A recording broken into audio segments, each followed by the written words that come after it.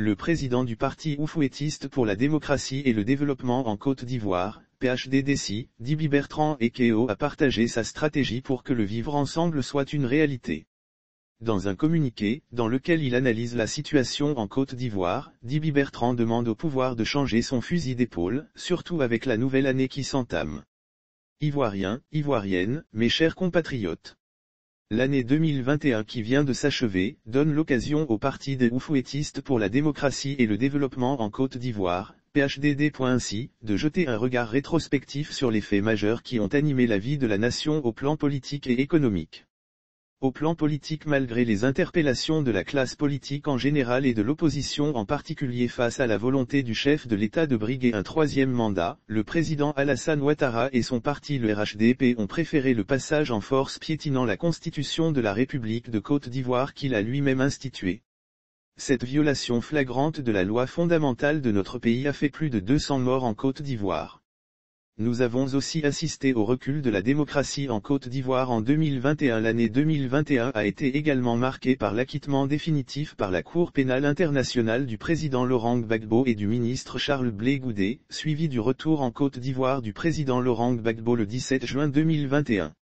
Nous avons aussi assisté au recul de la démocratie en Côte d'Ivoire en 2021 par le refus de la libération des prisonniers politiques et militaires des crises en Côte d'Ivoire, la décision de dissolution du mouvement politique Génération et Peuple Solidaire, GPS, l'arrestation des docteurs au chômage qui ne faisaient que revendiquer leurs droits.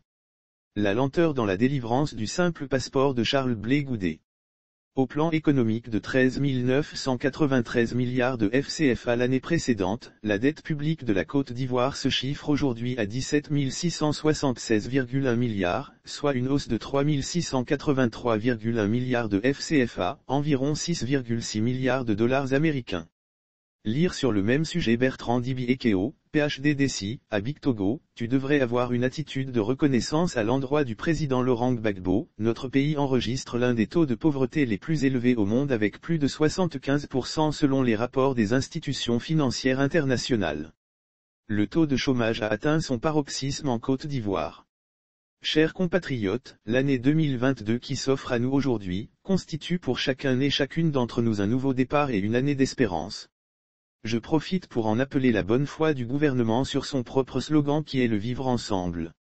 Les recommandations du PHDDC pour que ce concept soit une réalité, il convient de, 1 respecter la loi fondamentale de la République de Côte d'Ivoire, 2 libérer les prisonniers politiques et militaires, 3 favoriser le retour de Charles Blé Goudé et de Soro Guillaume, 4 favoriser le retour des exilés, 5 réduire la cherté de la vie des populations, 6 créer les opportunités à l'emploi de la jeunesse. Je finis mon propos par citer le père fondateur de la Côte d'Ivoire, nouvelle vision incarné du FDC. La paix, ce n'est pas un vain mot, mais c'est un comportement.